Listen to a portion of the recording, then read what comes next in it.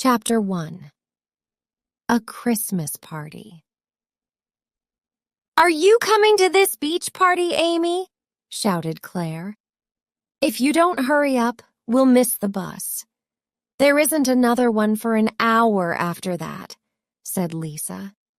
"I'm coming," said Amy, finally coming out of the bathroom. "Well, how do I look?" she asked her two best friends with a big smile. Claire and Lisa looked at each other and started to laugh. "What is it?" asked Amy, worried. "Amy, we're going to the Christmas party on Bondi Beach, not to a nightclub," said Lisa. "You can't stand up now in those shoes. How are you going to dance all night?" laughed Claire. "You never know who we might meet," replied Amy. "Just because you two don't understand anything about fashion. Come on, let's go." There were a lot of people already at the beach when they arrived. The music was loud, and even though the sun was starting to go down, it was still warm. This was where the three best friends wanted to be. For 2 years, they planned this holiday. And finally, after hours of studying for exams on Claire's 18th birthday, their plane took off from London's Heathrow Airport. Destination: Australia. Amy cuddled koala bears, Lisa bungee jumped off a bridge in Cairns, and Claire made them wake up really early so that she could take photos of Ayers Rock at dawn. But they all agreed snorkeling in the clear waters of the Great Barrier Reef was the best bit. And now they were in Sydney, where they planned to celebrate New Year. Next September, after this year of traveling, Claire was going to study art and photography at university. Claire wanted to become a photographer. It was the only job she wanted to do. Lisa was thinking about joining the police, although her dad didn't know it yet. He wanted her to study law and become a lawyer. And Amy wanted to marry someone who was rich so that she could go shopping all day, every day. But now they still had another 6 months left of parties and fun. Look at all that delicious food. Barbecued sausages, burgers, and steaks. Let's have something to eat," said Claire. "Amy, Claire," interrupted Lisa. They looked at her. It was obvious that she wanted something. "I've forgotten my purse. Can I borrow $10? I've only got a few coins on me." "Again? You always forget to bring enough money," said Claire. "Yes, and you haven't given me back the $5 you owe me for dinner the other night," said Amy. Lisa looked upset. She didn't plan to forget her money. "It doesn't matter," she said. Angry, she went over to another group of friends. "Don't ask me for anything in future." "Lisa!" shouted Amy and Claire, but she just ignored them. Later, as the party was finishing, Amy and Claire waited for Lisa so they could go back to the youth hostel together. There was a cool wind. "I think there might be a storm later on. I've got a headache, and I always get a headache before a storm," said Amy. "Oh, where's Lisa?" "Maybe she went back to the youth hostel. The last time I saw her was when we argued," said Claire. "What time is it?" asked Amy. 2 o'clock, answered Claire. "Perhaps she's at the hostel in bed." "Yes, come on. Everyone else has gone, and my feet are really hurting." "I told you not to wear those shoes," laughed Claire. When they got back, Amy opened the door to their room with a nervous smile and said, "You missed a great party." But then she realized that Lisa wasn't in bed. She wasn't in the bathroom either. "Maybe she's met someone?" said Claire hopefully. Maybe, said Amy. Let's go to bed. In the morning, she'll tell us all about some gorgeous Australian that she met at the party, said Claire, but she didn't seem sure. Maybe, said Amy, and as she heard the first sound of thunder, she realized that her feet didn't hurt anymore. Chapter 2. Where's Lisa? The girls' youth hostel was in the center of Sydney, opposite Hyde Park. When Amy woke up early the next morning, she was happy they had their own room. In some hostels, the rooms were bigger. You had to share with a lot of other people. Today, she didn't feel like being polite or nice to anyone. Their room was very small for 3 people, but there was a nice view of the park below. Lisa liked sitting in the park when she wanted to write in her diary. But this morning, when Amy looked out towards the park, she could only see their friend, Jack. He was sitting alone near the fountain, reading a book. It was a beautiful sunny day now. The storm of the night before was over, just like a bad dream. Claire, wake up, said Amy, touching Claire on the shoulder. Another 5 minutes, said Claire, pulling the sheet over her head. No, you've got to wake up now. Lisa's still not here. She didn't come back last night. Claire immediately threw the sheets off her and sat up. Let's get dressed and we'll go downstairs and have some breakfast, said Claire. Perhaps Lisa got up early and is already there. 5 minutes later, while they were going downstairs, they met Jack. Jack was traveling as well. He arrived in Sydney on the same day as the girls, and they met as they were checking into the hostel. The 4 of them soon became friends, and they often spent evenings together, talking until late, sharing pizza and beer in the hostel's garden. Now it seemed like he was in a hurry. Hello, Jack. Have you seen Lisa this morning? Asked Claire. No, I haven't. She's not in the dining hall. Why? Oh, it's probably nothing. If you see her, tell her that we're looking for her, said Amy. I'm leaving today, so I probably won't. But if I see her... Sorry, I'm in a hurry and I must go and pack my things. Before they could say goodbye, he ran by them and into his room. Jack was right. There was nobody in the dining hall. It's 7:15. It's still early. If we sit over there by the window, we'll see her when she comes back. Do you want something to eat? Asked Claire. No, I'm not hungry. I think I'll just have some orange juice, said Amy. In silence, Amy and Claire waited. Every time the door opened, they both looked up, hoping that it was Lisa. At 8 o'clock, the dining hall was starting to get busy, and their glasses of orange juice were still full. Come on! I can't just sit here anymore. Let's go back upstairs to the room and try to call her on her mobile, said Claire. Back in the room, Amy dialed 387-452-9113. She walked up and down the room, waiting for the number to start ringing. Okay, it's ringing, she said to Claire with a nervous smile. Shh, said Claire suddenly. What is it? Said Amy. She watched Claire go over to the bedside table and open the drawer. As she opened it, the ringtone of Lisa's phone filled the room. Amy hung up the phone, disappointed. Amy, look, Lisa's purse is in here too. So, Lisa hasn't got her mobile or any money with her, said Amy. Oh, Claire, where could she be? This isn't like her at all. What are we going to do? Chapter 3. Searching for Lisa. For the next 4 hours, Amy and Claire walked around Sydney.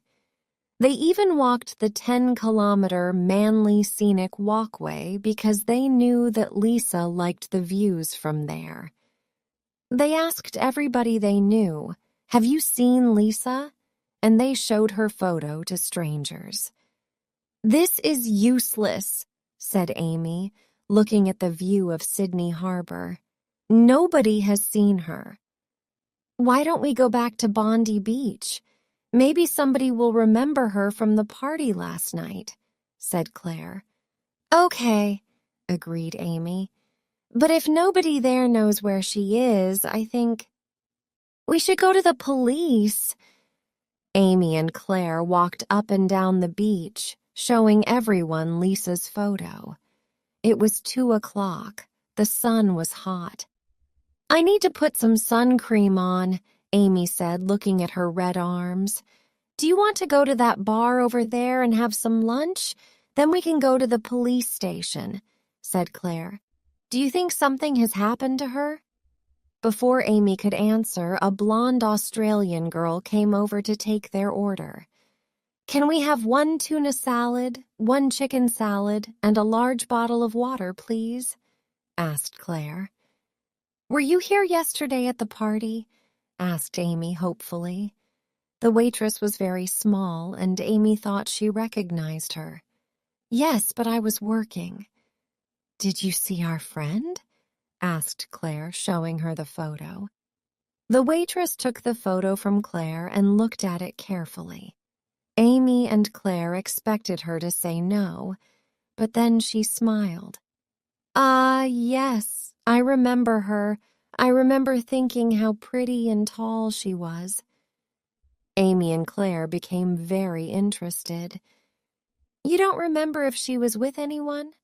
asked Claire. "What time was it when you saw her?" interrupted Amy.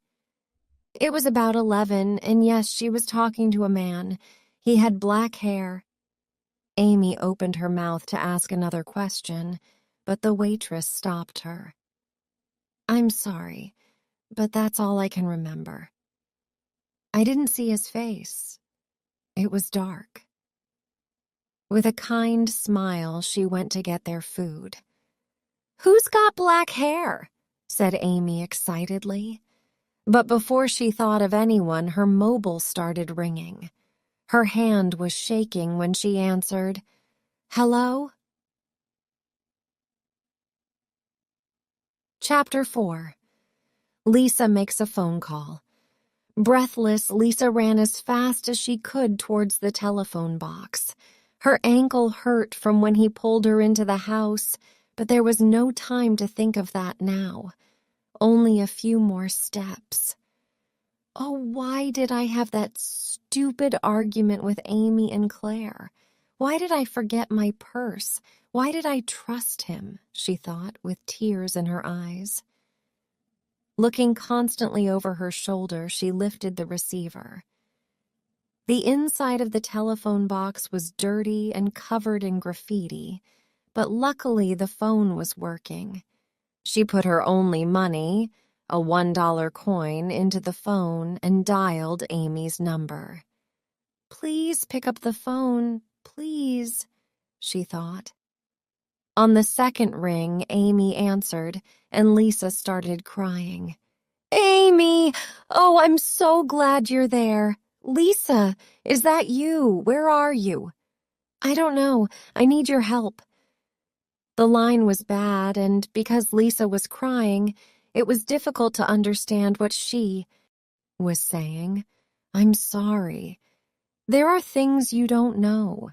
Things I have never told you about my dad." "Lisa, that's not important. Calm down. Tell us where you are, and we'll come and get you." "Please hurry. He's coming after me. Lisa, what are you trying to say? Did someone hurt you at the party?" "He wants money from my dad to make him pay." "Who? Lisa, you're scaring me. Tell me where you are and then phone the police," Amy said. I don't know the number. I don't know where I am." Suddenly, Lisa went cold. Somebody was standing behind her. He was there. She could feel him. "Lisa, are you still there? Lisa!" shouted Amy. Lisa stood terrified as she watched him take the phone from her and hang up. He was smiling at her, but it wasn't a nice smile. It was an evil, mad smile. "Why didn't you stay at the house, Lisa? But it doesn't matter.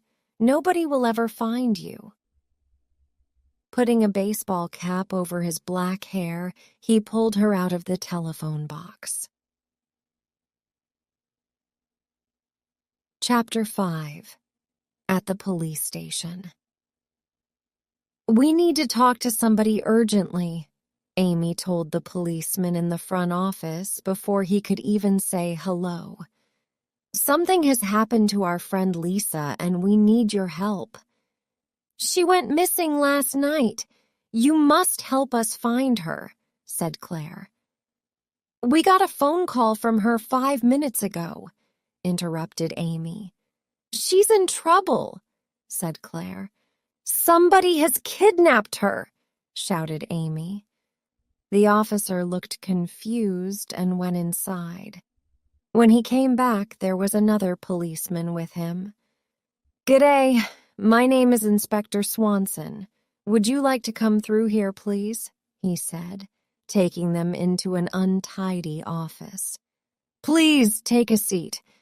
I understand that your friend is missing. What's her name?" "Lisa. Her name is Lisa McIntosh," said Claire. He sat down at his desk and started writing down the details. "How old is she?" 18. She'll be 19 next month," Amy said, trying not to cry. Inspector Swanson smiled kindly at Amy. He could see that both the girls were very worried. "What was she wearing when she went missing?" "She was wearing blue jeans and a pink t-shirt," said Claire. "Can you describe her to me?" "She has long, curly blonde hair and blue eyes." "This is a photo of Lisa," Amy said, and gave him one of their photos. "She's very pretty and tall, about 1.75 meters, Amy said, remembering what the waitress said earlier. "When was the last time you saw her?" "It was about 8:30 last night," said Claire. "Are you sure she isn't with anyone she met at the party? A friend, perhaps?" Inspector Swanson looked at them very seriously. "No, not without telling us first," said Amy, shaking her head. "We made a rule before we left England. If you want to stay out all night, then you have to tell the others where you're going, who with, and when you'll be back," explained Claire. "Lisa knows that rule. She knows we'll be worried." Inspector Swanson listened carefully. He thought that they were telling him the truth. "You told the other officer that somebody has kidnapped her," he said cautiously. "Yes," the two girls said at the same time. "That's a very serious thing to say." Swanson searched their eyes for any sign that they were lying, but they both looked back honestly. "Lisa told us that on the phone." "So, you have spoken to Lisa?" he asked, raising an eyebrow. "Yes, about a quarter of an hour ago," said Claire, looking at her watch. "Why don't you send some people to look for her?" asked Amy, starting to get angry. They were wasting time, sitting here, filling in stupid forms when they could be looking for Lisa. "Amy," said Claire, trying to calm her down. She turned to Swanson. "I'm sorry, but we're really worried about Lisa. She said that a man was after her." A policeman knocked on the door. "Sorry to interrupt you, sir, but "Could I talk with you in private, please?" he asked. "I'm busy. Can it wait?" said Swanson. "It's very important, sir," said the policeman, and Swanson stood up. "I won't be long. Can you finish filling in that form about Lisa, please?" he told them, and went into another office. When he came back, his friendly eyes were dark with worry. "Was that about Lisa?" asked Claire. Swanson sat down and took a deep breath before speaking. "That phone call was from Scotland Yard in England. Judge McIntosh, the famous judge, has received a phone call. A man from Australia has told Judge McIntosh that he has kidnapped his daughter. The kidnapper wants his father to be released from prison and $200,000 or..." "Or what?" asked Claire and Amy at the same time. Or he will kill Lisa." Chapter 6. The Truth. Swanson ordered Amy and Claire to stay in his office while he organized his officers. Judge McIntosh, Lisa's father, was already on a plane with the money. Everybody seemed to be busy, doing something to help Lisa. Amy and Claire felt like they were the only ones doing nothing. "We've got to do something, Claire," said Amy. "Lisa's our best friend." "You're right," replied Claire. Before Inspector Swanson came back, they walked out of the police station and into the late afternoon. "Which way do you think we should go, left or right?" asked Claire, looking down the busy street. Amy wasn't listening. She was looking at the photographs. They looked so happy, it was hard to believe that some of the photos were taken only a few days ago. "Why do you think she didn't tell us?" Claire turned around and realized that she was talking to herself. "Amy, you're not listening to me at all," she complained.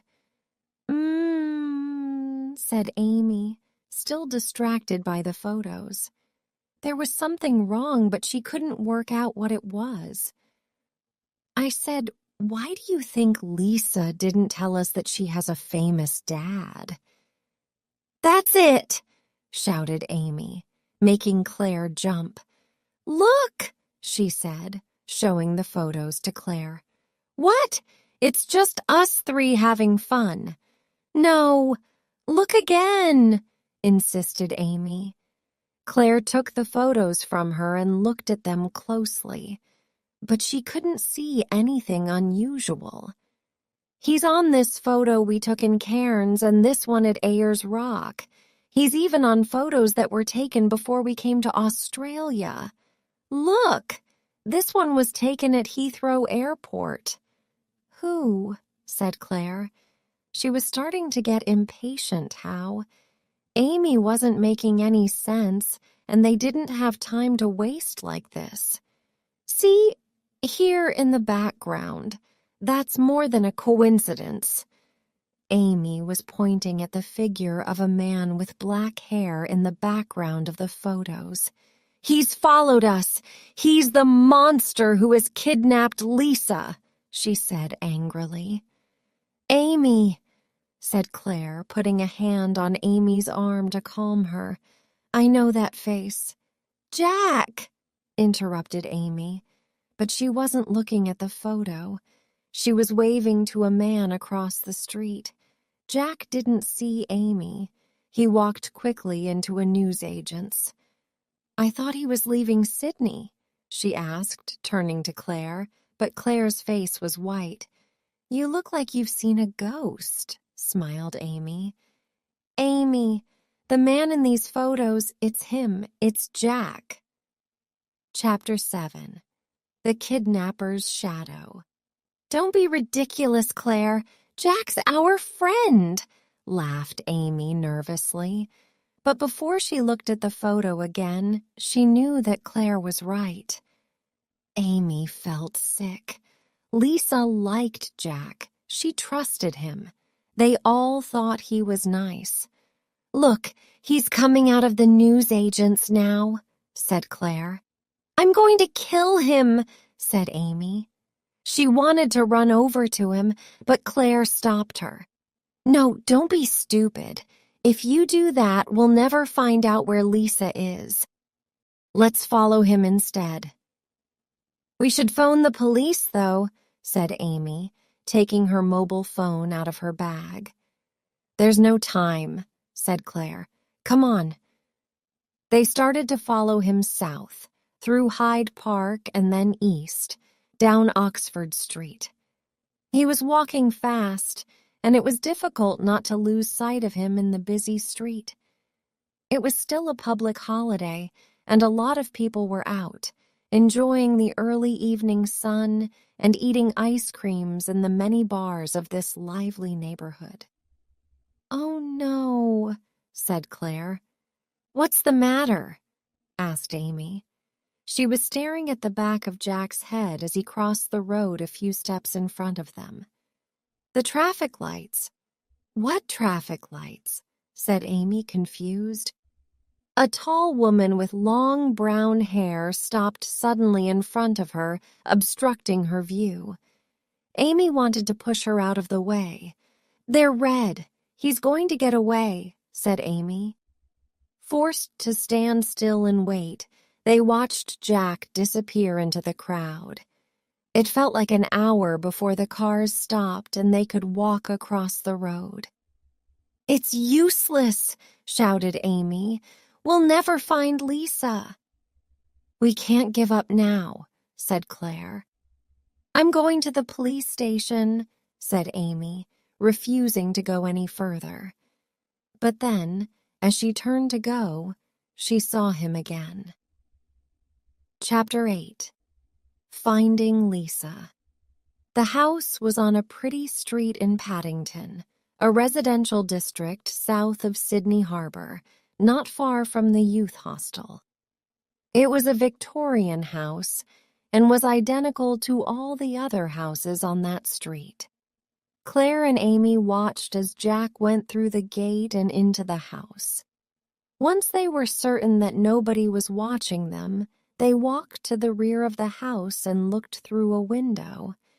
It was very dirty, but they could still see inside. The outside of the house was beautiful, but the inside was horrible. The furniture was ripped and empty tins of food, pizza boxes and cans were on the floor. Lisa was sitting on an old chair in the living room. Her hands were tied and she looked frightened as she watched Jack. He was shouting, and his face was red with anger. "For 10 years I lived here alone with my aunt. I couldn't even visit my dad because he was in prison in England." "I'm sorry, said Lisa, trying to calm him down. "No, you're not. You're not sorry." "No, you're sorry that you're not out with your friends, laughing and having fun as usual." "Well, what about me?" he screamed, out of control. "If you let me go, I won't tell anyone about this," said Lisa desperately. "Not Claire, not Amy. Nobody will ever know. It will be our secret." "You're a liar, just like your dad," he screamed, so loud it made Amy and Claire jump.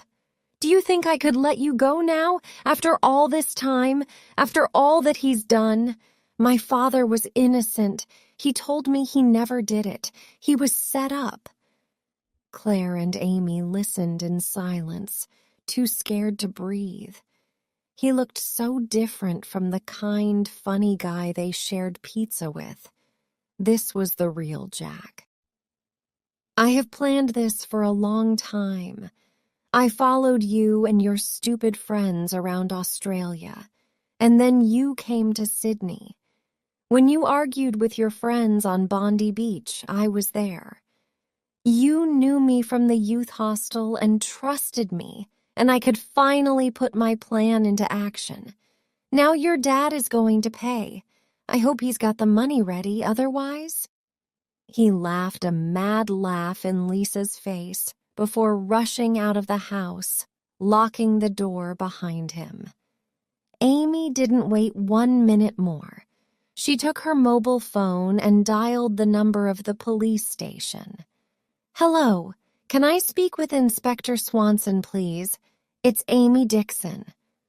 While Amy waited for Swanson to answer, Claire knocked on the window. "Lisa!" shouted Claire. "Everything's going to be okay. You're safe now." Chapter 9. Happy New Year. "I still don't understand why you didn't tell us about your dad," said Claire. It was New Year's Eve, and Lisa's dad was paying for them to have dinner in an expensive restaurant.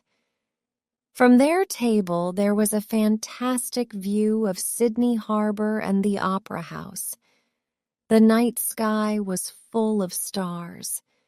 The nightmare of the past few days was finally over.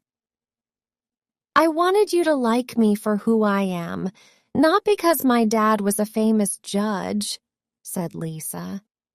"Well, I don't care if your dad is a judge or if he cleans the streets. What are you going to order?" "I can't decide. I'm so hungry I could eat 2 of everything," said Amy. "We'll order some champagne first," said Lisa's dad. "I'm a lucky man. I always worried that something like this was going to happen." "It's over now, Dad. Because of Amy and Claire, Jack's in prison and he'll stay there for a long time. I want to get on with my life," said Lisa, and she kissed him on the cheek. "What are your New Year's resolutions?" asked Amy. "I'm going to give up chocolate after I've tried that delicious-looking chocolate cake," said Claire. "I'm going to retire," said Lisa's dad. "Why? You can't do that. Your job means everything to you," said Lisa, surprised. "I've thought about it for a long time, even before all of this happened. I want to spend more time with my family," he said, smiling at Lisa. "My New Year's resolution is to remember my money and mobile phone when I go out," laughed Lisa. "Cheers," laughed Amy, raising her glass. Dinner was delicious, and they all ate too much. "Have you thought about what you are going to study at university?" he asked. "Oh, Dad, don't be boring. It's New Year's Eve. There's lots of time to think about that," said Lisa, suddenly nervous. "Your future is very important," he said seriously. "I know, but—" Lisa knew that joining the police was what she definitely wanted. She also knew that sooner or later she needed to tell her dad about her decision. But she didn't want to ruin this evening. She was having such a good time. "Dad," she started. Taking a deep breath, she said the words she knew were going to disappoint him.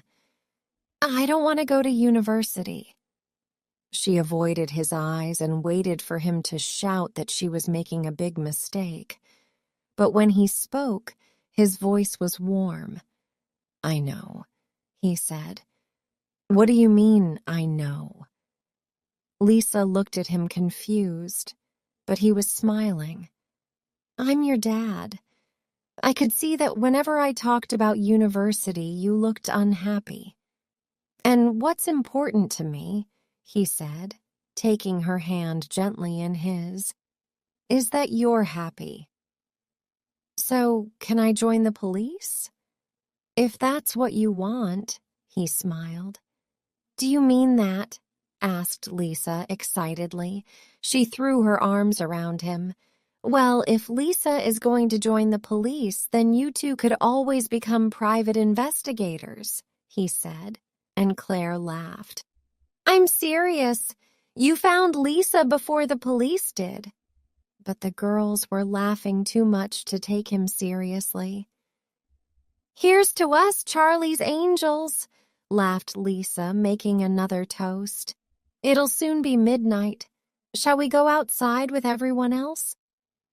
At last the countdown began. 10, 9, 8, 7, everyone shouted. 6, 5, 4, 3, 2, 1. Happy New Year. Fireworks filled the sky with loud bangs and a beautiful rainbow of color. Sydney was impressive at any time of year, but the harbor at New Year was unforgettable. Any plans for the future could wait until tomorrow. It was too good, here and now.